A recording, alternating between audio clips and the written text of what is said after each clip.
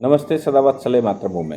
हम लोग चर्चा करने जा रहे हैं तमिलनाडु की। हम सब जान ही रहे हैं कि उदयनिधि स्टैलिन ने किस प्रकार से सनातन को गालियां दी थी और वो गालियां कितने बड़े स्तर पर दी थी, यहाँ तक कीड़े मकोड़े बता दिया था। उनके जो सांसद हैं राजा, उन्होंने तो एड्स और डेंगू बता दिया था, एड्स और एचआईवी बता दिया था। तो सनातन को ख़त्म करना है, ऐसा उनका एक बयान सामने आया था। वो आदमी के बयान, और मज़े की बात यह है कि वो इंडी गठबंधन के हिस्से हैं। और उसके ऊपर की बात यह है कि इंडी गठबंधन में से किसी संगठन ने भी, किसी भी पार्टी ने इस बात का खंडन नहीं किया कि ये जो उदयनिधि स्टैलिन बोल रहे हैं कि सनातन को ख़त्म करना है, सनातन एक बीमारी है, उस पर बयान किसी का आया ही नहीं। आप सोचिए कि किस खतरनाक सिचुएशन में ये गठबंधन बन रहा है और ये क्या गजब भारत में ढा सकता है।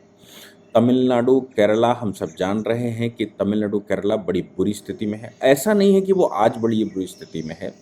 मैं आपको बताता हूँ कि आज़ादी के बाद जो विवेकानंद स्मारक आज बनी हुई है तमिलनाडु में, जिसको माता पार्वती की शिला भी कहते हैं। वहाँ पर माता पार्वती ने, कहते हैं कि आवाहन किया भगवान का।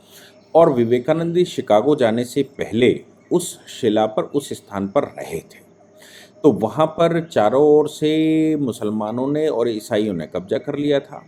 इसके बाद उस समय राष्ट्रीय स्वयंसेवक के सरकारवा, आप सोचिए, राष्ट्रीय स्वयंसेवक का सब संघ का सबसे बड़ा अधिकारी अगर कोई होता है तो वो सरकारवा होता है। सरसंघ चालक, फिलोसोफर, गाइड होते हैं।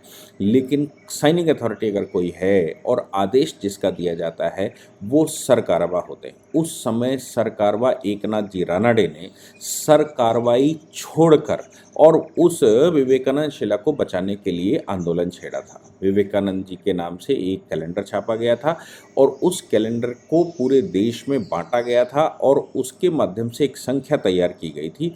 उस संख्या ने तमिलनाडु में जाकर आंदोलन किया था और इंक्रोचमेंट खाली करवाया था। आज वहाँ पर विवेकानंद स्मारक बहुत बड़ा प्रतिष्ठान बना हुआ है, जो देश के लिए आज गौरव है। आप सोचो कि तमिलनाडु के अंदर जब सुनामी आया था तो केवल एक वही स्मारक ऐसी थी जिसके बीचों बीच से सुनामी निकल गया और वो स्मारक रही। उसका कारण ये हो सकता है कि वो भगवान शिव के आशीर्वाद, माता पार्वती का स्थान है और विवेकानंद जी के ऊपर जो ईश्वरी भगवत कृपा थी, जिसकी जो जो उन्होंने वहाँ 3 दिन तपस्या की थी, उसका परिणाम हो सकता है। दूसरे कारण भी हो सकते हैं। लेकिन तमिलनाडु ये बता रहा है कि आप सोचो, आज़ादी के तुरंत बाद भी ये सिचुएशन थी, लेकिन भारतीय महर्षियों ने उस पर काम किया था। काम करने के साथ साथ तमिलनाडु, केरला में सिचुएशन तो बहुत गंभीर है, इसमें कोई शक नहीं। और ऊपर से ये जो मार्क्सवादी सरकारें बैठ जाती हैं, या फिर ये जो सरकारें बैठी हुई हैं जो ईसाई मिशनरियों के इशारे पर काम करती हैं, उनमें तमिलनाडु की सरकार भी हो सकती है।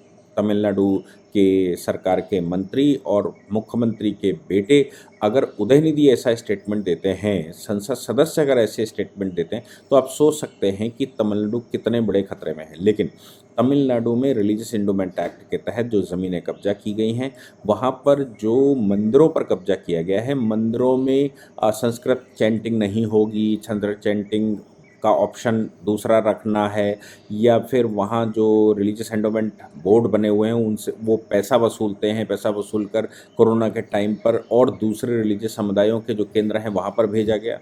ये सब कुछ अपनी समझ दिखाई दे रहा है और उस पर हमेशा हाईकोर्ट कोई ना कोई रिलीफ देता रहा। इस बार जो विवाद आया वो पिछले 2 वर्ष से विवाद चल रहा। हुआ क्या कि राष्ट्रीय स्वयंसेवक संघ, जो सनातन संस्कृति को मानते हैं, जिनको लोग रूढ़िवादी कह देते हैं, तकियानूसी कह देते हैं, पुराने विचार वाले कह देते हैं, ऐसे बहुत सारे बातें उनके लिए कही जाती हैं। राष्ट्रीय स्वयंसेवक संघ की खास बात है, वो एक विद्यालय है। वो भारत की संस्कृति, भारत के संस्कार और भारतीयता सिखाते हैं और उनका अपना मानना है कि हम कुछ नहीं, मतलब संघ कुछ नहीं करेगा और स्वयंसेवक के लिए सारी फील्डें छुटी हुई हैं। बिल्कुल वैसे ही जैसे यूनिवर्सिटी कुछ नहीं करेगी, लेकिन उसमें पढ़ने वाला इंजीनियर कहीं भी जाकर कंपनी खोलेगा और काम करेगा उस पढ़ाई को। तो राष्ट्रीय स्वयंसेवक संघ का अपना विचार है कि वो केवल और केवल शाखा लगाएंगे, प्रशिक्षण करवाएंगे और लोगों को भारतीयता बताएंगे। वहाँ प्रशिक्षित कार्यकर्ता, प्रशिक्षित स्वयंसेवक देश भर में काम करेगा और सभी विषयों पर काम करेगा जिस विषय पर उसको अच्छा लगता है। तो ऐसी परिस्थिति में संघ चूँकि कुछ नहीं करेगा, ऐसा उसका प्रण है और वो कोई पॉलिटिकल ऑर्गेनाइजेशन नहीं है, वो पॉलिटिक्स नहीं करेंगे, तो फिर बहुत सारी विंगें लोग वहाँ से निकल कर गए, उन्होंने अपनी-अपनी विंग बनाई और तमाम मज़दूरों के बीच में काम करना, विद्यार्थियों के बीच में काम करना, किसानों के बीच में काम करना और इसके अतिरिक्त पॉलिटिकल फील्ड में काम करना, ऐसी बहुत सारे संगठन संघ के स्वयंसेवकों ने बनाए, जिनकी पेरेंट ऑर्गेनाइजेशन के रूप में लोग संघ को जानते हैं। लेकिन हकीकत यह है कि संघ केवल एक विद्यालय है और वो विद्यालय शिक्षित करता है, पॉलिसी पर काम कर सकता है, रिसर्चें कर सकता है, लोगों को बता सकता है, लेकिन वो स्वयं कुछ नहीं करेगा। तो लेकिन संघ के शिक्षा वर्ग लगते हैं, संघ 6 उत्सव मनाता है, उन उत्सवों पर संघ अपने स्वयंसेवकों को प्रेरित करने के लिए, दूसरे लोगों को प्रेरित करने के लिए रैलियां निकालता है, जिसको पद संचलन कहा जाता है। ऐसी रैलियां वाल्मीकि जयंती पर निकलती हैं, ऐसी रैलियां 6 उत्सवों पर निकलती हैं, खासतौर से वर्ष प्रतिपदा पर निकलती हैं, रामनवमी के उत्सव निकलती हैं और तमाम तरह के जो उत्सव होते हैं उनमें निकलती हैं, रैलियां निकालते हैं। वो रैली से मतलब वो पद संचलन करते हैं, पूरे गणवेश में होते हैं अपना और शांति से करते हैं। केवल इतनी सी बात है कि वहाँ पर जो म्यूज़िकल इंस्ट्रूमेंट्स होते हैं उनको बजाते हुए निकलते हैं, लेकिन संयमित रूप से, और अपने शस्त्र को भी हाथ में रखते हैं जो कि लाठी है, जिसको दंड कहा जाता है। ये उनका मोड है। हर साल में ऐसी 2-3 रैलियाँ निकाली जाती हैं या पथ संचलन निकाले जाते हैं। कोरोना के टाइम पर ऐसे पथ संचलन तमिलनाडु में, क्या पूरे देश में नहीं निकले थे, क्योंकि उस समय आवश्यकता ऐसी थी, इसलिए आह्वान किया गया था कि शाखाएं भी नहीं लगाई जाएंगी, क्योंकि कोरोना चल रहा है और शाखाएं लगाई जाएंगी तो डिजिटल शाखा लगाइए, छत पर शाखा लगाइए और जो भी तरीका है, लेकिन फिजिकली कांटेक्ट नहीं करना है, 2 गज की दूरी है जरूरी, ऐसा मानकर सब किया गया था। तो उस समय पथ संचलन भी नहीं हुए। बस जैसे ही कोरोना खत्म हुआ तो तमिलनाडु के स्वयंसेवकों ने 2022 में एप्लीकेशन लगाई सरकार से कि हमें परमिशन दे दी जाए, जो कि वो ट्रेडिशनली पिछले 70-75 साल से 100 साल से चल रहा है। तमिलनाडु में स्टालिन गवर्नमेंट बैठ चुकी थी, उसने परमिशन देने से मना कर दिया। परमिशन देने से जब मना कर दिया, ऐसे 51 स्थानों पर निकलना था, तो वो लोग चले गए हाई कोर्ट। संघ के स्वयंसेवक हाई कोर्ट पहुंचे तो हाई कोर्ट में सिंगल जज ने ऑर्डर कर दिया कि भाई ये क्या तरीका है, आपको देनी पड़ेगी परमिशन, लंबे समय से वो कर रहे हैं और इसमें क्या गलत कर रहे हैं। कोई दंगे करने वाले नहीं है, कोई भड़काऊ भाषण नहीं होते, कोई भड़काऊ वहाँ नारे नहीं लगते, वो तो चुपचाप जाते हैं और प्रचलन करते हैं, देशभक्ति के गाने वहाँ बजते हैं। इसके अलावा वहाँ पर ध्वनियाँ, जो म्यूज़िकल इंस्ट्रूमेंट्स होते हैं, वैसा वो उनका अपना एक पूरा एक स्ट्रक्चर है, उसके तहत जाते हैं और जिसमें कोई गलत नहीं है। सिंगल जज के इस ऑर्डर के खिलाफ वहाँ पर डबल बेंच में गए। डबल बेंच में ये बताया गया कि साहब ये खतरा, वो खतरा, पेट्रोल बम से हमला हो सकता है, ये हो सकता है, वो हो सकता है। तो उन्होंने क्या किया, आधी से ज़्यादा परमिशनें कैंसिल कर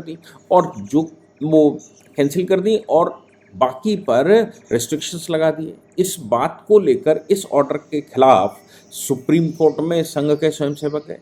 सुप्रीम कोर्ट ने डबल बेंच के ऑर्डर को डिसमिस करते हुए सिंगल बेंच के ऑर्डर को बरकरार करके रखा था और जो तमिलनाडु सरकार उस समय कह रही थी, उस तमिलनाडु सरकार को उन्होंने मना कर दिया। उन्होंने कहा कि अगर आप रैलियां जो हमेशा से निकलती आई हैं, जो पथ संचलन हमेशा से निकलते हैं, उसमें आपको क्या दिक्कत हो सकती है, इसलिए आपका ये गलत है।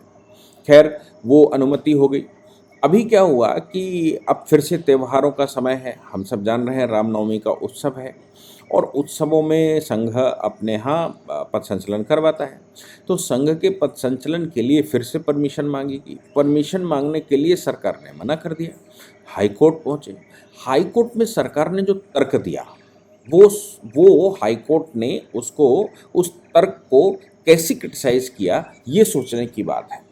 जब परमिशन मांगेगी तो ये कहा गया कि साहब जिस रूट से ये जाना चाहते हैं वहाँ पर एक मस्जिद है, वहाँ पर एक चर्च है, तो मस्जिद और चर्च वहाँ रास्ते में रूट में होने की वजह से हिंदुओं को वहाँ से पथ संचलन निकालने से मना किया गया है, इसलिए अनुमति नहीं दी जा रही। आप सोच कर देखिए कि मस्जिद है तो पथ संचलन नहीं निकल सकता, हिंदू वहाँ से निकल भी नहीं सकता। अगर चर्च है तो हिंदू वहाँ से निकल नहीं सकता। ये तर्क तमिलनाडु सरकार ने सुप्रीम कोर्ट में दिया, यानी कि मस्जिद के सामने से आरएसएस सनातन अगर वहाँ से पथ संचलन निकालेगा या रैली निकालेगा, तो फिर सब इसलिए नहीं दिया जाएगा कि वहाँ मस्जिद है, साथ में दंगा हो सकता है, टेंशन क्रिएट हो सकता है। जो पिछले साल किया था वो सेम इस साल भी किया है। हाई कोर्ट ने उनसे कहा कि हमें आपकी बात ये समझ ही नहीं आती कि आपके पास एप्लीकेशन पड़ी होती है, आप उस पर कोई रिएक्ट नहीं करते, और जब हाई कोर्ट में मामला अप्रोच में आता है और हाई कोर्ट सम्मन कर देता है, तब आप उस रैली की परमिशन को रिजेक्ट कर देते हैं और आप कहते हैं कि हम परमिशन नहीं दे सकते। और अब आप कारण बता रहे हैं कि रास्ते में एक मस्जिद है और एक चर्च है। पहले भी चर्च था, पहले भी मस्जिद थी, हमेशा से वहाँ पर संचलन निकलता रहा। इसमें गलत क्या है और आप कैसे मना कर सकते हैं?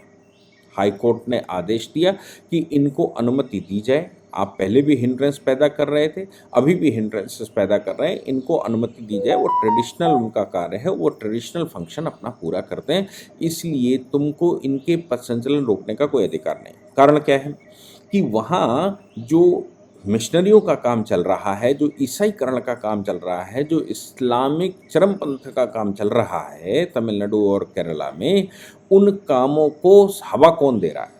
संभव है कि हवा पीछे से सरकार हवा कैसे देती है? आवश्यक नहीं सरकार उसमें इन्वॉल्व हो जाए। सरकार हवा ऐसी देती कि हम नॉन रिएक्टिव हो जाएंगे, तुम कुछ भी गलत करोगे तो हम एक्शन नहीं लेंगे, और सामने वाला कुछ सही भी करेगा तो भी उसके खिलाफ एक्शन लेंगे। ऐसा तमिलनाडु सरकार का कैरेक्टर दिखने लगा है।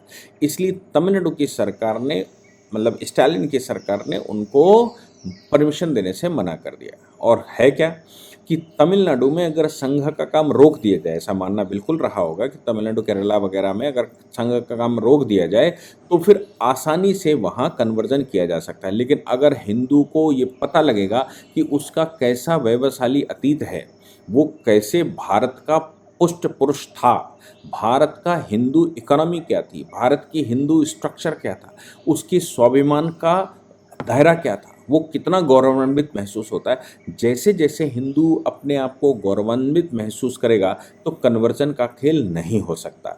इसलिए हिंदुओं को गौरवान्वित महसूस करना, हिंदुत्व को बताना, हिंदू अतीत को बताना, भारत के वैभवशाली अतीत को बताना, भारत में चल रहे षड्यंत्रों के विषय में इंडिकेट करना, और भारत में हिंदुओं को एक मंच पर एकत्रित करना। चूंकि ये संघ का काम है और यही संघ का काम है, तो इसलिए संघ के काम को जब तक वो रोकेंगे नहीं, जब तक उनको स्टॉप नहीं मारेंगे, तब तक तमिलनाडु के अंदर पूर्ण रूप से मिशनरियां अपना काम नहीं कर पाएंगी, या पूर्ण रूप से वो कब्जा नहीं कर पाएंगे। तमिलनाडु के मंदिरों पर पूर्ण रूप से कब्जा नहीं कर पाएंगे। तमिलनाडु में या केरला में इस प्रकार के काम नहीं कर सकते। लेकिन तमिलनाडु के अंदर हिंदू आउटफिट बड़ी तेज़ी से अपने आप को परख रहा है।